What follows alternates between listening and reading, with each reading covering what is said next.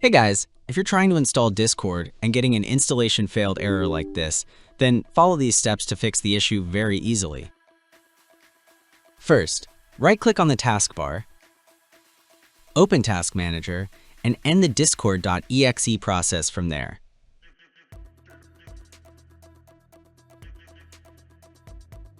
Once done, close Task Manager. Now go to This PC or My PC, open the C drive, and navigate to the Users folder. Choose the username that you're currently logged in with. In my case, admin is my own login name. Choose yours accordingly. Search for the App Data folder. If you don't see it, it may be hidden by default. To reveal it, go to the View tab and check the box for hidden items. This will show all hidden folders. Open the App Data folder, go to the Local folder, and delete the Discord folder completely.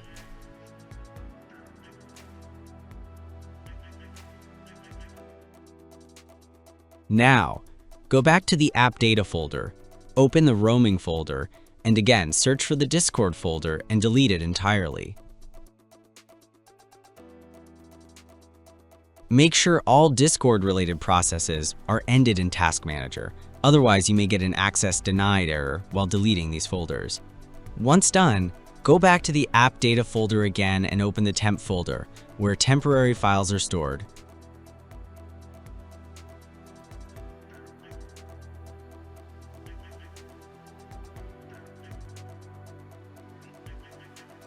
Select all files in the Temp folder and delete them.